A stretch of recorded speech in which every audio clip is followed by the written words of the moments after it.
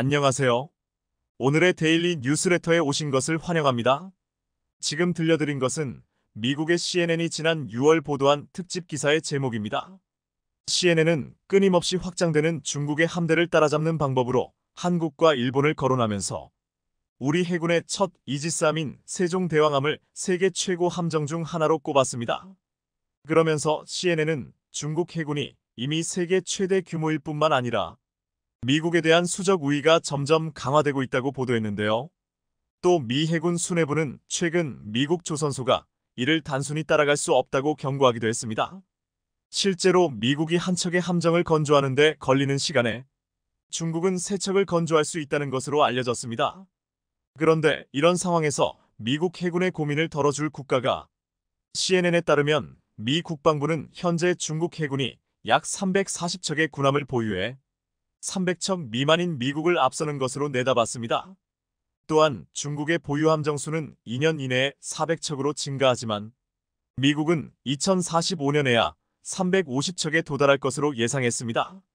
이에 따라 CNN은 한국의 경우 높은 사양과 저렴한 해군 하드웨어를 구축하고 있어 한국에서 미국 설계 선박을 건조하는 것도 중국 해군과의 격차를 좁히는 방법이 될 수 있다는 전문가들의 의견을 전했는데요.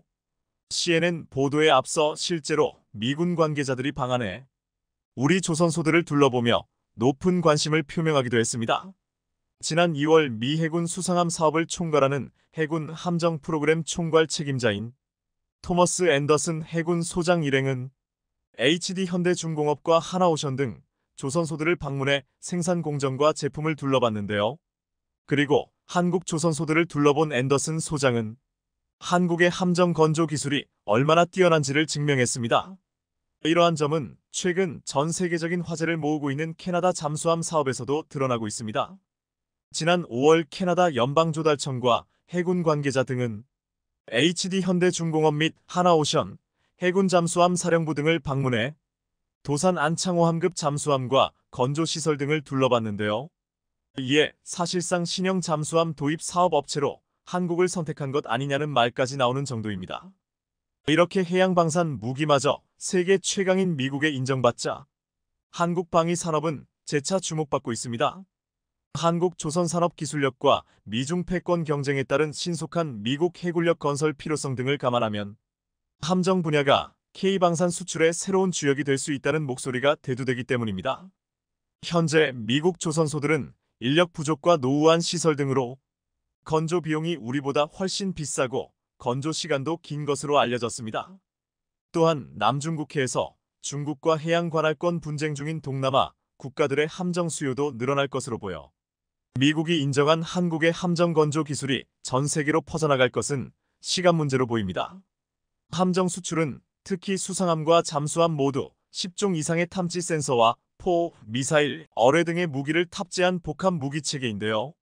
이러한 점 때문에 부가가치가 높고 후속 군수 지원 등에서 사업을 지속할 수 있다는 장점이 있습니다. 특히 함정은 복합 무기 체계이기 때문에 지상 무기나 전투기에 비해 수량은 적지만 연관된 산업 부문이 넓어 방위 산업에 미치는 영향이 매우 큰 편으로 알려졌습니다. 또한 함정은 함정 한 척만 수출하는 것이 아니라 함정 관련 시스템과 공급망을 수출하는 것이라 의미가 남다르다고 할 수 있겠습니다. 영국 방산 컨설팅 회사 제인스 포캐스트 전망에 따르면 향후 10년간 건조가 예상되는 세계 함정 시장 규모는 무려 290조 원에 달한다고 했습니다. 이 중 자국 군용 함정 건조나 수출이 금지된 국가를 제외하고도 한국이 수출할 수 있는 함정 시장 규모도 76조 7천억 원에 이르는데요. 이에 따라 한국도 특화된 함정 수출 전략을 마련해 더 많은 함정을 수출해야 한다는 의견이 나옵니다.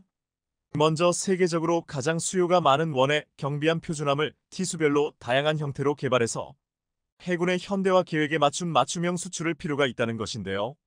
그리고 폴란드의 K9 자주포와 K2 전차 등을 수출한 것처럼 이와 비슷한 방법으로 선도함은 한국에서 건조하고 후속함은 현지에서 양산하는 전략도 필요하다는 목소리입니다. 이 같은 방법은 표준함 기반의 함정 대량 건조와 현지 건조 지원과 유지 보수를 뜻하는 MRO 사업 개발 등 함정 수출에 특화된 모델이 필요하다는 것으로 풀이됩니다. 이 밖에도 미국 시장의 경우 정부가 추진 중인 한미 상호 국방조달 협정을 통해 진출 기회를 확대할 필요가 있어 보입니다. 현재 미국은 중국과의 패권 경쟁 속에서 해양 주도권 유지를 위해 함대 증강 계획을 추진 중에 있는데요. 하지만 계획했던 목표와는 다르게 함정 건조 능력 부족 등으로 동맹국과 파트너 국가와의 협력이 필요한 상황입니다. 그리고 해외 전진 기지를 모항으로 하는 일부 함정의 경우 유지 보수 지원도 받고 있는 실정이라 한국 조선 업체와 방산 업체들에게는 긍정적인 효과로 다가올 것으로 예상됩니다. 국내 조선 업체들은 1987년 뉴질랜드에 군수 지원함을 처음 인도한 이후 36년 동안 11개국으로 총 24척의 함정을 수출했는데요. 특히 HD현대중공업은 지난 2020년과 2021년에 걸쳐 필리핀에 E600티급 호위함 2척을 수출한 데 이어 2021년 추가적으로 300티급 초계함 2척의 수출 계약을 수주해 전 세계인들의 이목을 집중시킨 바 있습니다. HD현대중공업은 지난해에도 2200티급 원의 경비함 6척을 필리핀으로부터 수주하기도 했는데요. 특히 HD현대중공업이 개발한 원의 경비함은 1500티급과 2200티급 2종으로 헬기와 무인기 탑재 등으로 다양한 복합 임무 수행이 가능하고 탑재 장비 변경이 가능한 모듈식 선체 설계를 적용했습니다. 이는 구매국의 요구를 반영한 맞춤형 건조가 가능하다는 게 장점이라 함정으로의 방산 수출도 전망을 밝혔는데요. 이러한 점은 한국 함정 수출 역사상 처음 있는 일이었습니다. 필리핀을 대상으로 3가지 유형의 수상함 10척을 잇따라 수주하고 함정 유지 보수까지 패키지로 사업을 확장한 것은 이번이 처음 있는 일이었기 때문입니다. 이 밖에도 하나오션이 지난 2017년부터 2021년까지 인도네시아로 400티급 잠수함 3척을 수출한 것도 예상을 깬 사건으로 기억되고 있습니다. 인도네시아 잠수함 사업에서 우리에게 잠수함 건조 기술을 전수했던 방산 강국인 독일과 경쟁에서 승리해 전 세계적인 관심을 끌었는데요. 또한 군수 지원함도 세계 함정 시장에서 우리가 경쟁력을 갖고 있는 분야인 가운데 함정 종주국인 영국을 비롯해 노르웨이와 뉴질랜드, 베네수엘라 등에 수출되어 해양 방산 부문에서도 강점을 보인 바 있습니다. 이처럼 한국이 우수한 함정 기술을 가지고 있어 미국이 중국 해군의 굴기를 막기 위해 한국의 도움의 손길을 요청하는 것은 시간 문제로까지 보입니다. 그럼 지금부터 압도적인 한국의 함정 건조 기술을 알게 된 외국인 반응 소개해 드리겠습니다. 미국이 중국과의 싸움에서 어려움을 겪고 있지만 한국이 해결해 주겠네. 한국의 강력한 힘은 과연 어디에서 나오는 것일까? 한국이 괜히 방산 강국이 아닌 것이 확실해졌어. 아마 얼마 지나지 않아 한국이 미국 무기의 성능을 뛰어넘겠어. 역시 한국은 정말 대단한 나라야. 한국인들은 대체 저런 무기를 어떻게 만드는 것일까? 미국은 어서 한국의 함정 주문을 하는 것이 맞는다고 봐. 한국만이 중국을 이기게 만들어줄 나라니 말이지. 미국 해군이 중국에 밀릴 수 있다는 충격적인 내용이네. 그렇지만 나는 한국이 있어서 걱정 없어. 중국은 한국에 패배할 것이 확실하니 말이야. 한국은 말로 표현하지 못할 정도로 놀라운 나라인 것 같아. 역시 미국은 한국이 동맹국으로 있어서 정말 안심이라니까. 항상 느끼는 거지만 한국은 정말 대단한 나라야. 엔지니어들도 포함해서 말이야. 한국은 잠수함만 잘 만드는 줄 알았는데 함정도 잘 만드나 보네. 한국과 한국인들은 정말 대단한 것 같아. 눈 뜨고도 믿을 수 없을 정도로 훌륭한 나라야. 한국 무기하면 K9 자주포와 K2 전차가 생각나는데 이제는 함정도 잘 만드네. 한국의 무기 개발 능력은 정말 대단한 것 같아. 그래서 다들 한국 하나 봐. 중국산 무기의 양이 아무리 많다고 해도 질이 떨어지는데 위협이 될까? 물론 위협은 될 수 있어도 한국이 있어 걱정이 안 되는 것 같아. 한국산 무기는 워낙 뛰어나니 말이지. 한국은 너무나 강력한 나라인 것이 이번에도 증명됐어. 한국은 정말 경이로운 나라인 것이 이번에도 확인되었네. 한국이 만들지 못하는 무기는 이 세상에 존재하지 않는 것 같아. 아마 앞으로도 한국산 무기는 더 많이 팔려나갈 것이 분명해 보이네. 주한미군을 지휘하는 사무엘 파파로 미인도 태평양 사령관 대장이 필요하다면 한국의 핵추진 잠수함 도입을 추진할 수 있다고 밝혀 주목되고 있습니다. 중국과 북한을 포함해 인도 태평양 작전에 전권을 가진 인태사령관이 처음으로 한국의 핵잠 도입 가능성을 언급한 것입니다. 파파로 인태사령관은 지난 11일 현지 시각 미 하와이 히캄 공군기지에서 한국 국방부 기자단과 만나 올해 5월 3일 취임 이후 처음으로 국내 언론과의 인터뷰를 진행했습니다. 파파로 사령관은 이날 북한의 핵능력 고도화에 대한 취재진의 질문을 받고 우리 모두 북한의 비핵화를 바라고 있다. 북한에서 진행되는 핵고도화는 모두에게 우려되는 상황이라며 잠수함전 관점에서 볼 때 우리의 역량을 결합할 수 있는 가장 효율적이고 효과적인 방법을 찾는 것이 파트너로서 중요하다고 말했습니다. 이 일환으로 미래에는 한국의 전략 핵 잠수함 도입도 가능할 것으로 내다봤습니다. 파파로 사령관은 잠수함 작전을 분석한 결과 그것을 한국의 핵잠 도입이 가장 효율적인 방안이라는 것을 믿게 된다면 앞으로 추진해 볼 수 있다고 말했습니다. 다만 현재로선 이와 관련된 추가적인 발언을 하기는 어렵다고 했습니다.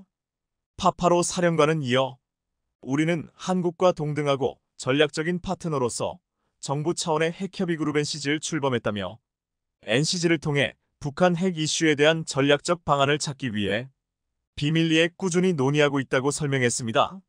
전략 핵잠수함은 핵탄두 장착 잠수함 발사 탄도미사일을 탑재한 핵추진 잠수함입니다. 생존성이 뛰어나기 때문에 유사시 상대방의 핵기습 공격에 대해 반격을 가하는 핵심 전략 무기입니다. 현재 전략 핵잠수함을 운용 중인 국가는 미국을 비롯해 영국, 프랑스, 러시아, 중국, 인도 배치중 등 6국에 불과합니다. 미 오하이오급 한 척에 2471의 핵탄두를 장착할 수 있는데 이 잠수함 한 대로 북한 전역을 지도에서 지휘버릴 수 있는 위력을 갖고 있는 것으로 알려집니다. 때문에 미국은 1970년대부터 주한미군 감축으로 인한 한국의 불안감을 해소하고 북한 도발을 억제하기 위해 미 핵전략 잠수함 9척이 35차례나 진해항에 입항했던 것으로 전해집니다. 북한 처지에서 보면 이 잠수함이 언제, 어디서 공격할 줄 모르기 때문에 공포감이 극대화돼 함부로 핵무기 발사 단추를 누르지 못하게 되는 것입니다. 그 핵 잠수함이 이제 한국의 자체 방어를 위해 한국에 도입할 가능성이 있다고 미 인태사령관이 운을 띄운 것은 획기적인 사건이 아닐 수 없습니다. 파파로 사령관은 중국의 대만 침공에 대한 미군의 대응 방안에 대해서도 밝혔습니다. 파파로 사령관은 우리의 동맹은 견고하기 때문에 중국이 대만을 침공하더라도 한반도 전력을 재배치할 계획은 없다면서 우리가 전투 계획을 세운다면 이는 모든 위협에 대응할 수 있도록 하는 글로벌 차원의 계획일 것이라고 말했습니다. 그러면서 이 계획은 인도 태평양 지역을 포함하는 계획이라며 우리는 이 계획을 실행하는데 자신감을 가지고 있다고 덧붙였습니다. 본인이 취임 이후 밝혀온 지옥도 HELLSCAP 계획에 대해서도 언급했습니다. 헬스케이프 HELLSCAP는 지옥헬과 풍경랜드스케이프의 합성어인데요. 이 계획은 중국이 대만을 침공하면 미국은 대만과 함께 치명적인 드론 부대를 활용해 중국 계획이 실행되지 못하도록 억제하는 것을 골자로 하고 있습니다. 파파로 사령관은 무인화 능력이 점차 강화되면서 군은 한정된 공간에서도 해상 거부작전 및 항공 거부작전을 펼칠 수 있다며 이는 21세기 전쟁의 하이라이트라고 했습니다. 그러면서 흑해, 우크라이나 전쟁 등에서 보듯이 이를 통해 글로벌 차원의 작전을 배울 수도 있다며 향후 이 계획을 실행할 수 있으며 승인되면 대만관계법에 따라 행동할 것이라고 덧붙였습니다. 올해 환태평양연합 군사훈련 RIMPAC 림팩 기간 중인 지난 12일 현지 시각 미 하와이 해상 인근에서 실시한 국산 유도로켓 비공이 FCT 해외 비교 시험에서 6발 모두 표적을 명중시켰습니다. 미군은 현재 무인 수상정에 비공을 탑재해 해안 경계 태세를 강화하는 방안을 구상 중에 있습니다. 환태평양 훈련 기간 중 이뤄진 실사는 한미 해군이 수립한 무인화 기반 미래 작전 개념의 실사 시나리오에 기반하여 진행해 무인 표적, 공중 무인기 탐지, 위성통신, 무인 수상정, 탑재 유로로켓 발사 등 전 과정에 무인화 개념을 적용한 최초의 사례였습니다. 파파로 사령관은 이번 림팩 계기로 열린 함정 전시회 당시 천자봉함에 올라 비공에 대한 브리핑을 받는 등 도입에 관심을 보였습니다. 그는 비공은 천자봉함에 승함하고 나서 제일 먼저 눈에 띄었다며 우리는 당연히 도입 가능성을 열어두고 있다고 말했다. 이어 라이센스 계약으로 도입을 하던 수출을 하던 그 무기가 우리에게 효과적이고 동맹에 이익을 준다면 추진해야 한다며, 그렇기 때문에 림팩 기간 비공 실사를 진행하고 SINK-EX 침몰 훈련을 실시해 퇴역 함정을 타격하는 연습을 하는 것이라고 부연했습니다. 이런 가운데 미국 주도 북대서양조약기구 NATO 정상회의와 환태평양연합 군사훈련 림팩을 비난해온 중국이 러시아와 진행한 태평양 합동해상 순찰 사실을 뒤늦게 공식 발표했습니다. 중국 국방부는 14일 소셜미디어 공식 계정을 통해 연간 계획과 중러 양국의 공동인식에 따라 중국과 러시아 양국 해군 함정 편대가 최근 태평양 서부북부 해역에서 제4차 해상 합동 순찰을 전개했다고 밝혔습니다. 국방부는 이어 이번 행동은 제3자를 겨냥한 것이 아니고 현재 국제지역 형세와는 무관하다고 덧붙였습니다. 중국은 한국의 핵잠 관련 소식에 한국은 잠자코 있으라는 말을 한 바 있습니다. 자신들은 핵잠을 운영하면서 적반하장 격으로 한국의 무장에 대해 민감한 반응을 보이고 있는 모양새입니다. 중국은 방산 무기는 북한과 피장파장한 수준입니다. 지난달 18일 중국의 최신의 94형 전략 핵 잠수함이 대만 해협에서 수면으로 부상했다가 대만 어민에 의해 촬영됐습니다. 수개월씩 자망하면서 은밀하게 기동하는 걸 생명으로 하는 전략 핵잠이 어민 눈앞의 모습을 드러냈으니 중국군으로서는 망신을 당한 셈이었습니다. 이를 두고 자유시보 등 대만 언론은 전략 핵잠이 수면으로 부상하고 나서 중국 호위함 한 척이 급히 다가왔다는 어민 증언을 토대로 핵잠이 고장을 일으켰을 것이라는 분석을 내놨습니다. 대만 동부 해역에서 훈련 중인 미일 해군의 탐지를 피하기 위해 수심이 낮은 대만 해협을 택했다가 좌초를 우려해 부상했을 것으로 보는 시각도 있습니다. 중국 내에서는 무력 시위 차원에서 모습을 드러냈다는 주장도 나왔지만 전략 핵잠은 대만 공격과 큰 관련이 없어 이번 일로 망신살이 뻗치자 둘러댄 것으로 보입니다. 지난해 10월에는 중국 핵잠수함이 서방 잠수함을 노리고 친 덫에 걸려 산소 시스템이 고장나면서 선원 50여 명이 전원 숨진 것으로 알려지기도 했습니다. 당시 중국은 헛소문이라는 반응을 내놨지만 이는 사실로 보입니다. 당시 데일리메일은 영국 기밀보고서를 인용해 중국 핵잠수함 93-417호가 영국이나 미국 잠수함을 잡으려 중국이 설치한 덫에 스스로 걸려 선원 55명이 숨진 것으로 보인다고 단독 보도에 파장이 일었습니다. 이 보도 이후 더 타임스, 더선 등 다른 현지 매체들도 비슷한 보도를 내놨습니다. 보고서에 따르면 정보국은 지난해 8월 21일 핵잠수함이 임무를 수행하는 동안 사고가 발생했습니다. 미국과 연합군 잠수함을 가두기 위해 사용하는 사슬과 닷장해물에 부딪혔다는 내용이 보고서에 담겼습니다. 이로 인해 선박을 수리하는데 6시간이 걸리는 시스템 오류가 발생했으며 탑재된 산소 시스템이 고장나면서 승무원들을 중독시켰다고 보고서는 덧붙였습니다.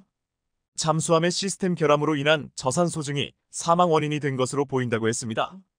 기술력이 부족한 중국이 항공모함이나 핵잠도 제대로 만들지 못하면서 수량만 늘려 강대국의 지위를 얻으려는 모양새입니다. 한국이 핵잠을 만들게 될 경우 동북아에서 또 다른 무게감이 한국에 실리기에 중국도 안절부절 못하는 상황이 되고 있습니다. 바이든 정권의 오스틴 국방부 장관은 지난달 한국의 핵잠수함 도입에 대해 수용하기 매우 어렵다고 했지만 전 세계 미군의 50%를 장악하고 있는 인태사령관이 한국 필요시 핵잠수함에 긍정적인 신호를 보냈습니다. 자체 무장을 원하는 트럼프 정권에서 한국 핵잠에 대한 수건을 풀 수 있기를 기대해봅니다. 동북아시아의 바다는 예로부터 여러 강대국들이 신경전을 벌이던 곳이었습니다. 동해만 해도 남북한뿐 아니라 일본과 러시아, 미국 등이 얽힌 탓에 세계 정세의 흐름에 따라 요동칠 수밖에 없는데요. 서해는 중국과 남북한만 엮여 있어 동해에 비해 평온한 듯 보이지만 실상은 그렇지 않습니다.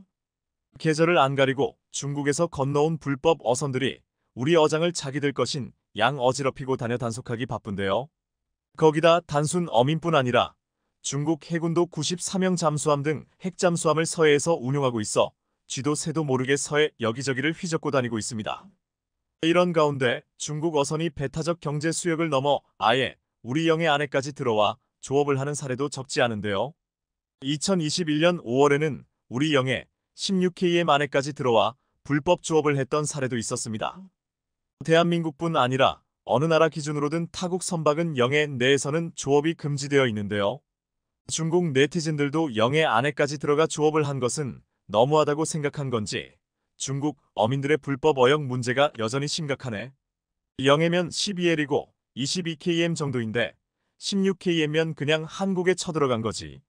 라는 등 중국 어선들이 잘못한 게 맞다는 분위기였습니다.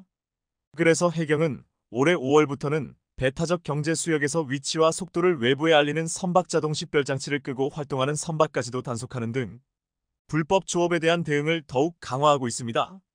이와 함께 대한민국은 불법 조업 선박 및 기타 영해를 무단으로 침범하는 행위를 막고자 특수탐지 시스템까지 개발했는데요. 이게 양산까지 이뤄져서 서해뿐 아니라 동해와 남해도 모두 감시할 수 있게 되었습니다. 그 정교함은 일반 레이더로는 탐지하기 힘든 목선이 NLL을 침범해도 알 수 있을 정도라는데요. 중국 핵잠수함도 긴장하게 만드는 그 기술력에 대해 자세히 알아보겠습니다. 서두에 언급해드린 중국 어선들의 불법 조업은 우리나라만이 겪는 문제가 아닙니다. 중국도 다른 나라들처럼 원양 어업에 나서고 있어 이들에 의한 불법 조업은 세계적으로도 문제가 된 지 오래입니다. 지난달 말부터 이번 달 9일까지 에콰도르 해군 주도로 이뤄진 다국적 군사훈련 갈라펙스만 봐도 알 수 있는데요. 다른 대다수 다국적 훈련들과 달리 이 훈련의 목적은 다른 나라의 해군도 해적도 아닌 오로지 갈라파 고스 제도 인근에서 불법 조업을 하는 중국 어선단을 몰아내기 위한 거였습니다. 대한민국 해군도 참가한 이 훈련이 당시에는 가상훈련이기는 했지만 2019년부터 열렸다는 거에서 이 지역을 대상으로 한 중국 어선들의 불법 조업 문제가 어제 오늘 일이 아님을 알 수 있죠. 아르헨티나 매체 인포바가 2021년 에콰도르 해군의 자료를 인용해 보도했던 내용에 따르면 2021년 7월 기준 갈라파고스 인근 외국 어선 300척 중 95%가 중국 선박이었다고 합니다. 이들 중국 불법 조업 어선들은 갈라파고스 인근만이 아니라 2020년에는 페루 인근 해역에서 200척이 넘는 배가 위치 추적 장치도 끄고 조업한 사례도 있는 등 남미 국가들의 꼴찌거리가 된 지 오래입니다. 이러한 중국 불법 조업 어선들의 폐해를 너무도 잘 알기에 우리 대한민국 해군은 에콰도르 해군의 해경이 쓰던 3000T급 퇴역 함정을 인계하기도 했는데요. 하지만 남의 앞바다를 지켜주는 건 도와주면서 정작 자기 앞바다는 지키지 못한다면 그건 그것대로 우스워 보일 겁니다. 그런 일이 터지지 않도록 우리 해군은 이미 2년 전부터 불법 조업 어선은 물론이고 핵잠수함까지도 탐지할 수 있는 시스템을 도입해둔 상태입니다. 방위사업청이 2021년 5월부터 LIG 넥스원과 1640억 규모의 양산 계약을 체결해 2022년부터 전력화에 운용 중인 해상감시 레이더이가 그 주역입니다. 이 레이더는 해안과 섬 지역에 설치해 공기부양정과 고속정 등 해상에서 움직이는 함정을 탐지할 수 있습니다. 또한 저고도로 비행하는 항공기도 탐지할 수 있는데요. 이는 중국이 2014년부터 시험 운행에 성공해 운용 중인 위그선에도 대응할 수 있게 해줍니다. 위그선은 비행기 날개가 수면에 가까워지면 양력이 증가하는 지면 효과를 이용해 수면을 저공 비행할 수 있는 외형부터 배와 비행기를 합친 운송수단입니다. 여러 문제로 아직 현실화되지는 못했지만 우리 해병대에서도 운용을 고려할 정도로 그 특성상 상륙작전 시 유용하게 활용할 수 있습니다. 다른 일반적인 비행기들처럼 미사일을 장착시키는 것도 가능한 데다 시속도 수백 km 이상이라 일반적인 배에 비해 훨씬 빠르다는 장점도 있으니까요. 거기다 기본적으로 저공 비행을 하기 때문에 고공 비행을 하는 기체들에 맞춰져 있는 공군 레이더로는 감지하기 어렵다는 장점도 있습니다. 해상 감시 레이더에는 그러한 해상에 설치되는 특성상 그런 위급기도 레이더 문제없이 탐지해낼 수 있어 유사시 우리 해안선 방어에 큰 도움이 될 수 있을 것으로 기대됩니다. 또한 해상 감시 레이더에는 색적 능력만 갖춘 게 아니라 이를 곧바로 아군에 전달할 수 있다는 점도 강점이라 할 수 있는데요. 해상 감시 레이더가 표적 정보를 얻으면 해군 전술자료 처리 시스템인 KNTDS를 통해 우리 해군 및 해경 기지들에 공유됩니다. 뿐만 아니라 표적 공격을 위한 유도무기 체계에도 바로 전달될 수 있습니다. 유사시 즉시 대응할 수 있도록 해준다는 거죠. 이것만으로도 충분히 뛰어난 성능이라 할 수 있지만 해상감 시레이더에는 구형 레이더와 비교해 불법 조업 어선 단속에 특화된 장점이 하나 있습니다. 구형 해상 레이더는 함정들이 가까이 붙어서 이동할 경우 한 척으로 인식해 제대로 수량을 파악하기 어려웠습니다. 하지만 해상 감시 레이더에는 각 표적을 분리해서 인식할 수 있어 훨씬 정확하게 선박의 수를 파악할 수 있게 되었습니다. 또한 안테나 외부에 보호 덮개가 있어 강풍이나 태풍의 영향도 거의 받지 않고 24시간 중단 없이 운용이 가능합니다. 그 보호 덮개 덕에 열과 충격에도 강해 외부 이물질에 의해 파손될 가능성 또한 적은데요. 지금까지는 중국 불법 조업 어선이나 핵잠수함 등에 대응할 수 있는 장점을 우선적으로 언급했지만 사실 이 레이더가 만들어진 건 여타 우리 병기들이 그렇듯 북한 때문입니다. 그것도 너무 스케일이 작은 게 아닌가 하실지도 모르겠지만 목선, 즉 나무 쪼가리로 된 배 때문인데요. 과거 NLL을 침범해온 북한 목선을 잡아내지 못해 해군이 온갖 손가락질을 당해야 했던 일이 있었기에 이를 막고자 개발한 게 바로 해상감시 레이더이입니다. 해상감시 레이더이는 앞서 말씀드린 특성들 덕에 목선이 움직이는 것도 잡아낼 수 있는데요.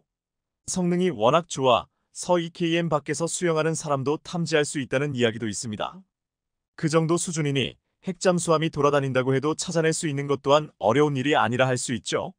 어쨌든 2022년부터 이 레이더가 전력화되면서 대한민국 해상감시 체계의 마지막 퍼즐이 완성되었다 할 수 있겠습니다. 그 이전에는 다양한 수중 감지기와 전자광학 장비를 조합해 물체를 탐지하는 수준이었습니다. 수중 감지기의 경우 수중 이동 물체에서 발생하는 음향 신호를 분석하고 탐지하는 방식으로 운용되었는데 잠수함 기술이 발달하면서 소음이 줄어듦에 따라 효용성이 떨어지게 되었죠. 또한 잠수함의 전체적인 소음이 많이 나더라도 애초부터 소리를 안 내려고 저속으로 움직인다면 이 경우에도 역시 대응하기 어려웠는데요. 해상 감시 레이더가 전력화된 이후로는 저속으로 움직이는 잠수함도 잡아낼 수 있게 되었습니다. 이를테면 중국이 운용하는 핵잠수함 중 하나인 창정 18호 같은 것도 알아낼 수 있다는 건데요. 창정 18호는 저속 주행을 해 구형 레이더로는 감지가 어려웠는데 해상 감시 레이더의 성능으로는 충분히 감지할 수 있습니다. 그렇게 감지하는 데 성공한다면 해상 감시 레이더가 얻어낸 표적 정보를 바탕으로 우리 잠수함이 직접 타격하는 것도 가능합니다. 현재 우리 해군 잠수함이 쓰고 있는 어뢰는 수동 조종도 가능해 잠수함 회피 전술에 이용되는 TACM이나 어뢰 기만기를 걸러내고 표적을 타격할 수 있습니다.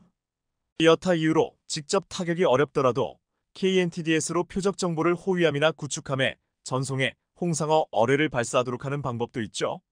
여기에 해당 정보를 미군과도 공유하는 것도 가능해 만일의 경우 항공모함 등 미군 함대의 도움을 구할 수도 있습니다. 따라서 중국은 핵잠수함이 있다고 해서 함부로 우리 영해를 침범하거나 할 수 없죠.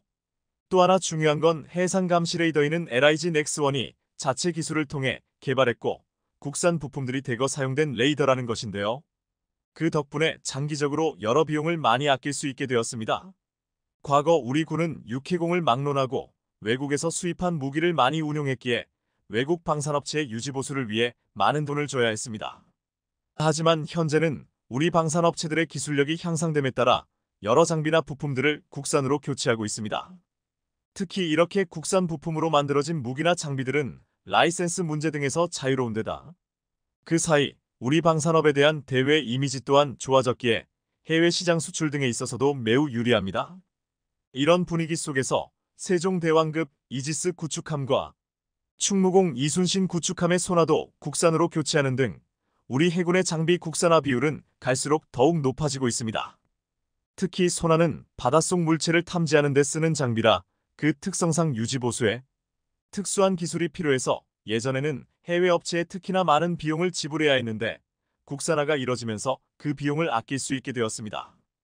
이제 대한민국 방산업은 단순한 부품 국산화를 넘어 KF-21로 대표되는 초음속 전투기 등 과거 같았으면 우리 손으로 만들 수 있을 거라 상상할 수 없었던 무기도 자체적으로 제작하기에 이르렀습니다. 이는 우리 대한민국 방산기술이 눈부시게 도약했음을 보여주는 거라 할 수 있죠. 북한은 물론이고 중국이나 러시아도 대한민국에 대해 함부로 할 수 없는 것 또한 이런 강력한 기술력 때문이라 할 수 있겠는데요. 루마니아가 한국산 K9 곡사포를 구매하는 계약이 확정되었습니다. 불과 몇 시간 전에 루마니아군을 위한 매우 중요한 계약이 마무리되었습니다.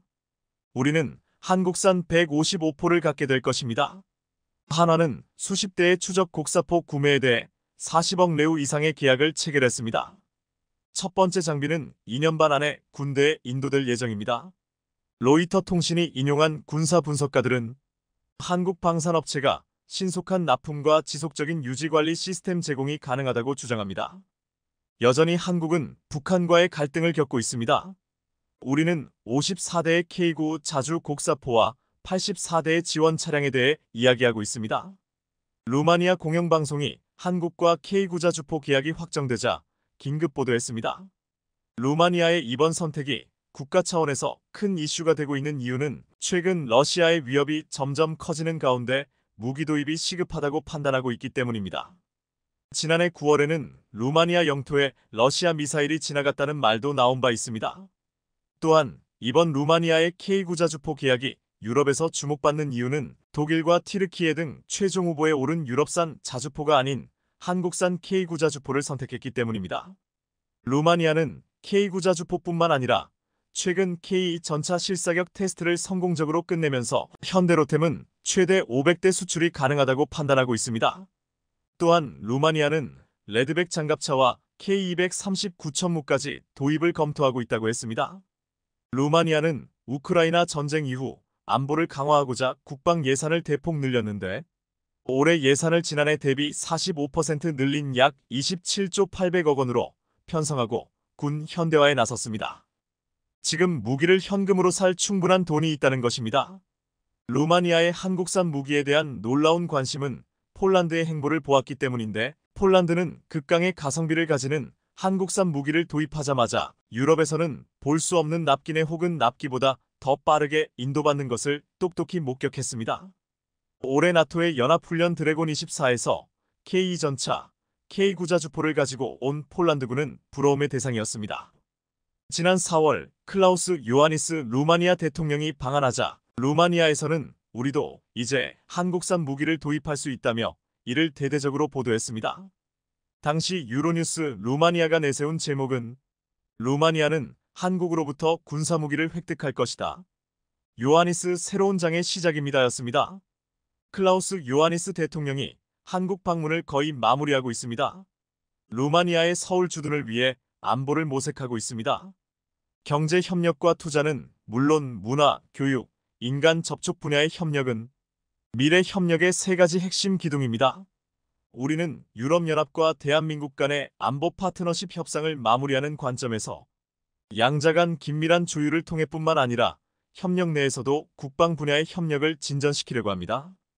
NATO와 인도 태평양 파트너 사이의 대화입니다. 우리는 우크라이나에 대한 러시아의 침략 전쟁이 미치는 다양한 부정적 영향에 대응하기 위한 노력을 지지합니다.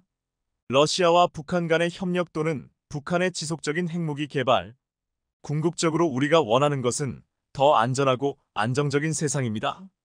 오늘 상대방과 나눈 매우 일관된 논의는 루마니아에 대한 한국의 투자, 특히 인프라, 에너지 및 국방과 같은 전략 분야에서 상당한 증가를 장려했습니다.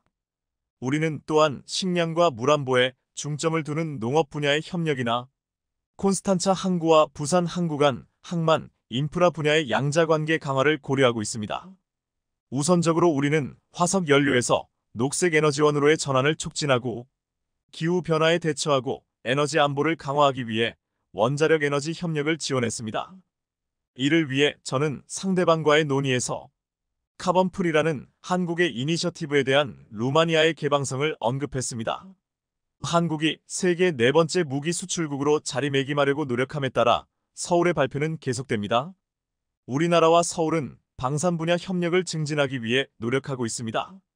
루마니아 요하니스 대통령은 한국산 무기를 도입하는 것 외에도 한국의 투자와 경제 협력에 대해서 말했는데 이 말 중에 인프라 부분에 모두가 주목했습니다. 현대로템은 방산과 철도를 동시에 수출하는 쌍끌이 전략을 쓰고 있는데 루마니아에 K2 전차를 수출하면서 루마니아 철도 교통 인프라 사업까지 제안했다고 했습니다. 지난 6월 루마니아 방산 전문지 디펜스 루마니아는 현대로템은 루마니아와 K2 전차 구매 생산 협력에 관심이 있을 뿐만 아니라 철도 인프라 투자에도 협력 가능성을 열어두고 있다고 보도했습니다. 이어 현대로템은 K전차뿐만 아니라 철도도 생산한다며 인프라, 특히 도로 철도 현대화에 있어 현대로템은 좋은 파트너가 될 수 있다고 말했습니다. 루마니아 정부는 낙후된 교통 인프라를 확충하고자 투자를 강화하고 있는데 철도와 지하철 건설, 연장 개량 등 11개 사업에 총 397억 유로 약 59조 원을 쏟아부을 계획입니다. 루마니아 정부가 철도 현대화에 적극적인 만큼 현대로템은 주요 파트너로 꼽히는데 지금 전차와 철도를 묶어 패키지로 수출할 가능성도 제기되고 있습니다. 지난 4월 루마니아 대통령이 방한할 당시 루마니아의 한 방송에서는 기자가 한국에 찾아와 KTX를 타고 충격적이고 놀랍다는 방송을 내보냈습니다. 이 방송의 제목은 재밌게도 루마니아에서는 기차가 여전히 마차 속도로 운행하지만 한국의 기차는 선로를 따라 날아가는 것처럼 보입니다였습니다. 우리나라의 열차는 여전히 마차 속도로 달리고 있지만 한국의 경우에는 마치 열차가 레일 위를 날고 있는 것 같습니다.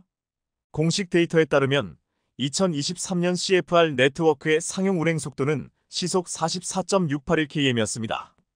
지구 반대편 한국에서는 열차가 시속 300km로 달립니다. 2023년 루마니아의 여객 열차 지연 시간은 2022년 430만 분에서 470만 분 이상으로 증가했지만 아시아 국가에서는 철도 스케줄을 초 단위로 준수하고 있습니다. 철도의 미래에서 온 듯한 이 기차 여행은 여행하는 대중들을 어떻게 존중하는지를 보여주는 진정한 가르침입니다. 이것이 바로 한국에서 운행하는 열차에서 일어나고 있는 일입니다. 20년 동안 사업을 해온 철도회사인 KTX 열차의 환경이 어떤지 여러분을 초대합니다. 우선 다리를 위한 공간이 많고 휴대전화를 충전할 수 있는 곳도 있습니다. 그뿐만 아니라 현재 제 휴대폰에 무료 인터넷이 연결 가능하다는 점도 물론 중요합니다. 지구 반대편에 있는 이 열차에서 이 열차가 얼마나 깨끗한지 직접 확인할 수 있습니다. 루마니아 기차를 타던 여행객들에게 익숙한 조건들과는 거리가 멀죠. 한국의 열차의 청결도는 어떨까요? 저는 지금 분명히 화장실에 가고 있습니다. 여기가 기차 화장실입니다. 보시다시피 청결도가 매우 뛰어납니다. 게다가 여기에는 필요한 모든 것이 있습니다. 비누 세제 액체, 휴지, 그리고 한국인들은 청결을 지키는 것이 당연하다고 생각하기 때문에 청결에 매우 세심한 주의를 기울입니다. 루마니아에서는 부쿠레슈티와 브라쇼브 사이에 최대 한 노선만 보더라도 엄청나게 긴 시간이 걸려야 갈 수 있습니다. 그런데 지금 이 순간 한국 회사의 열차는 거의 시속 140km로 달리고 있습니다. 제가 열차에 탑승한 이후 평균 속도는 시속 150km, 최고 속도는 시속 291km였습니다. 정말 놀라운 점은 실제로 이 속도를 느끼지 못한다는 것입니다. 창밖을 내다볼 때가 되어서야 정말 빠르게 움직이고 있다는 것을 깨닫게 됩니다. 우리는 지금 한국의 남쪽에서 가까운 거리인 서울까지 북쪽으로 가고 있는 것이 아니니까요. 300km를 2시간 50분 만에 주파합니다. 한국에서의 기차 체험은 철도 운송회사의 진정성을 증명하는 것이기도 했습니다. 열차는 단 1분도 지연되지 않고 목적지에 도착했습니다. 이 방송은 한국의 KTX가 루마니아의 열차보다 무려 10배나 빠른 속도를 자랑하고 지연도 안 된다면서 경이로운 시선으로 보도했습니다. 이 방송 이후 루마니아에서는 한국과 같은 고속철을 가지고 싶다는 반응이 폭발적으로 증가했습니다. 현대로템은 K전차 500대면 거의 10조 원에 달하고 루마니아가 추진하는 교통 인프라 사업이 59조 원에 달해 거의 70조 원에 이르는 사업에 도전하고 있습니다. 현대로템은 최근 우즈베키스탄에 처음으로 고속철을 수출했는데 지금 사우디, 폴란드 등에서도 고속철 수출을 추진하고 있으며 이제는 루마니아까지 노리고 있습니다.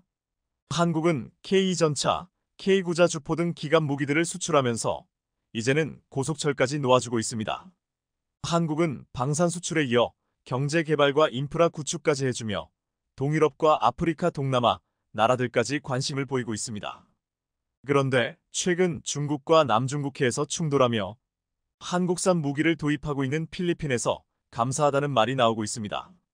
한국 반도체 산업을 고사시키려던 미국이 삼성의 대반격에 큰 충격을 받고 있어 화제입니다. 이는 외신에서도 크게 부각되며 바이든 정부의 진짜 의도까지 드러났다는 분석입니다. 미국마저 크게 놀라게 한 삼성의 폭탄 발표.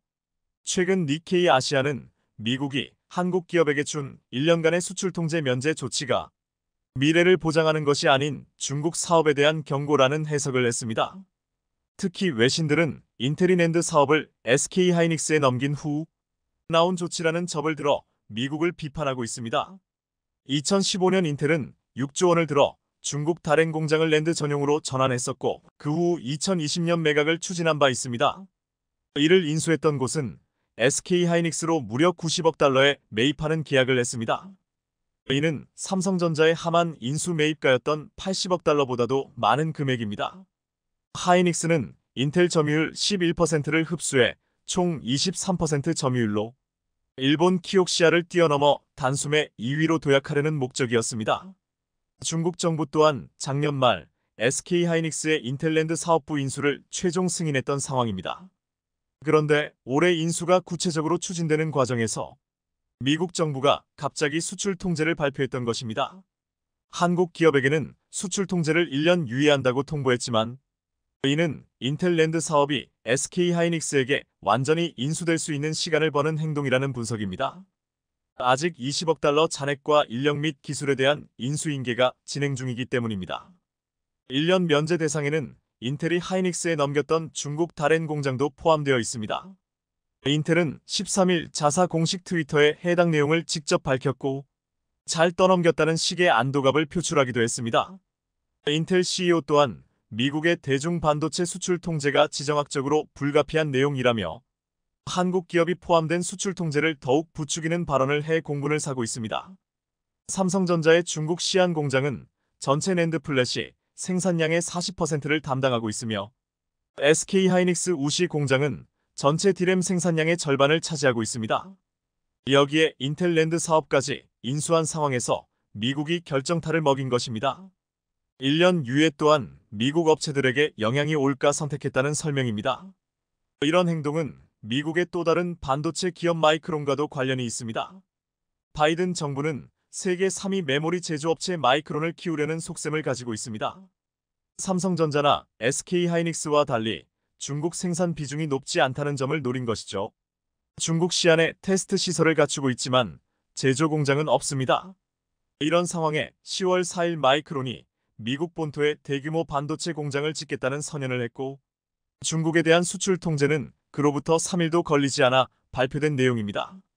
이는 양쯔 메모리와 EMTC 등 중국 업체를 견제하겠다는 명목이지만 중국에 투자한 한국 기업마저 좌지우지하려는 의도로 포리되고 있습니다. 마이크론은 20년에 걸쳐 뉴욕에 1천억 달러 142조 원들 투입하기로 한 상태입니다. 단계적으로 자사 생산량의 40%를 미국에서 생산하겠다는 계획을 세운 것입니다. 마이크론 뉴욕주 부지는 미식 축구장 40개에 해당하는 너피입니다. 워싱턴의 기업 관계자는 미국은 결코 한국 기업 좋으라고 중국을 제재하지 않는다며 결국 중국을 핑계로 한국까지 견제하는 것이라는 설명을 했습니다. 마이크론은 반도체법에 따라 초기 투자금의 절반가량을 지원받을 수 있습니다. 메모리 반도체의 한 축인 낸드 폴래시에서 마이크론의 공세가 거센 상황에서 바이든 정부가 날개를 탈아준 것입니다. 마이크론은 지난 7월 세계 최초로 232단 낸드 플래시 양산을 시작한 바 있습니다. SK하이닉스가 곧바로 238단을 공개하면서 가까스로 제역전에 성공했지만 언제든 뒤집힐 정도로 박빙의 승부를 하고 있는 중입니다. 그리고 마이크론은 10나노 5세대 디램 양산도 준비하고 있어 삼성과 SK하이닉스를 둘 다 위협하는 존재가 되고 있습니다. 바이든은 최근 마이크론을 찾아 대규모 투자 계획에 대해 미국의 승리로 표현하기도 했습니다. 마이크론은 미국의 연구개발센터를 두고 주로 일본과 대만, 싱가포르에 공장을 운영해 왔습니다. 그런데 갑자기 미국을 선택했던 이유는 지원금뿐 아니라 한국과 중국을 견제할 수 있는 충분한 딜이 있었을 것이라는 분석입니다. 1990년대만 해도 전 세계 반도체 칩 제조에서 미국의 점유율은 37%였는데 이것은 12%로 줄어들어 있습니다. 이에 인텔 파운드리가 마이크론 메모리를 적극 지원하는 상황입니다. 해당 회사 제품을 자국 업체들이 적극 구매하도록 독려하고 있으며 향후에는 중국 시장에서 한국을 밀어내고 자신들이 팔겠다는 전략이 엿보이고 있습니다. 작년 미국은 삼성과 SK하이닉스 등의 영업기밀을 제출하라는 요구를 했습니다. 이에 핵심 정보가 인텔과 마이크론 등에 흘러갔을 가능성도 우려되는 상황입니다. 미국은 일본과도 합심해 한국 업체들 추격하고 있습니다.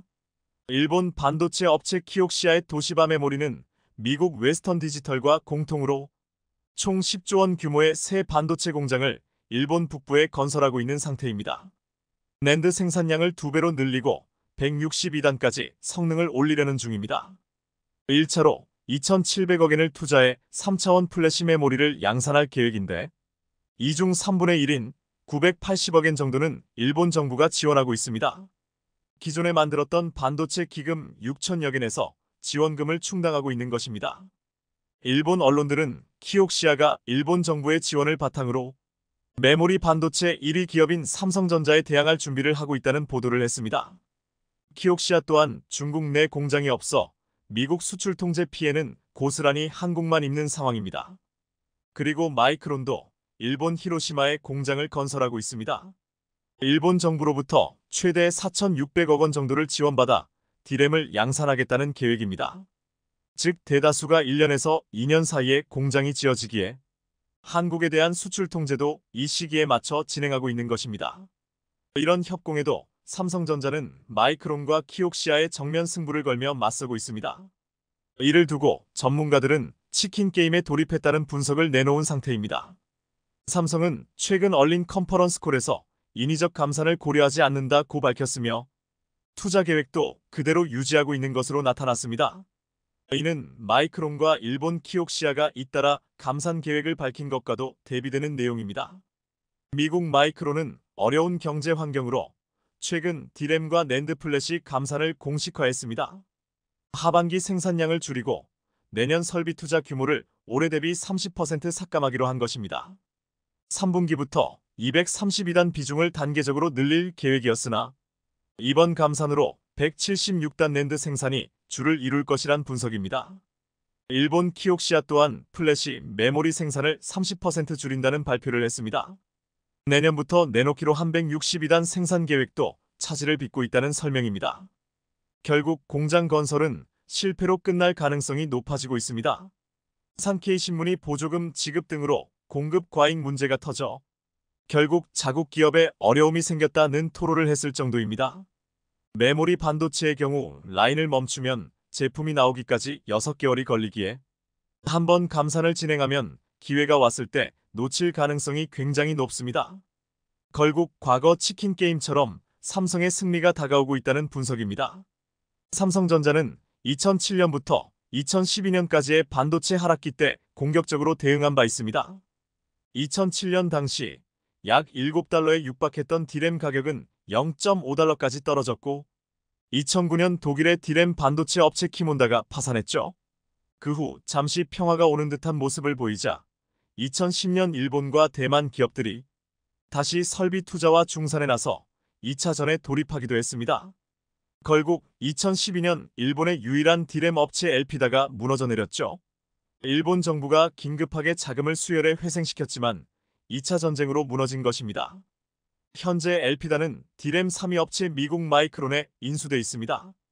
그 결과 삼성전자는 디램에서 42% 점유율로 1위에 올라섰으며 낸드에서도 33% 점유율로 1위를 하고 있는 상황입니다. 기술을 토대로 원가 경쟁력에서 우위에 있다 보니 다른 업체들이 적자를 내도 흑자를 유지할 수 있는 구조가 승리의 요인이 되고 있습니다. 디램 반도체 이익률은 경쟁사 대비 510%포인트나 높은 상태입니다. 내년부터는 원가 절감 폭이 경쟁사 대비 3배 이상 확대돼 디램 마진 격차는 더욱 벌어질 것으로 나타나고 있습니다. 4분기 낸드 가격 급락으로 경쟁사는 적자를 선언할 가능성이 높지만 삼성전자는 반도체 외에도 모바일과 가전 등에서 수조 원대 수익을 내고 있어 치킨 게임이 벌어지면 삼성에게 절대적으로 유리한 상태라는 분석입니다. 이에 대한 자신감으로 올해 억대 최대 규모인 54조 원 투자를 유지하고 있습니다. 지난해 시설 투자액 48조 2천억 원 대비 12%나 많은 수준입니다. 삽성은 미국 내 발표에서도 작심 발언을 했습니다. 초곡차 기술력을 공헌하며 구체적인 양산 시기와 공정 방법을 제시한 것입니다. 우선 1.4나노 카드를 꺼내 들며 업계를 놀라게 했죠. 지난 6월 세계 최초로 3나노 공정 시대를 열며 기술 우위를 확보한 데 이어 TSMC를 따돌리고 2027년 1.4나노까지 개발하겠다고 선언했기 때문입니다. 그리고 경쟁사들이 4세대 D램을 생산하고 있는 상황에서 세계 최초로 5세대 10나노급 메모리를 양산하고 낸드 부분에서도 2030년까지 1000단을 쌓겠다는 발표를 했습니다. 그런데 이보다 미국이 더 크게 놀란 것은 2025년 차량용 메모리 1위 달성 부분입니다. 마이크론이 40% 이상 점유율을 차지하고 있는 사업에 정면 승부를 걸었기 때문이죠. 삼성전자는 2015년 차량용 메모리 시장에 첫 진입한 이후 성장세를 이어가고 있습니다. 자율주행 시대에 접어들면 자동차 한 대에 탑재되는 반도체는 수천 개로 늘어날 전망이라 마이크론이 장악했던 시장을 빼앗겠다는 전략입니다. 미국의 뒤통수를 극복할 수 있는 방법은 확실한 경쟁력을 갖는 것입니다.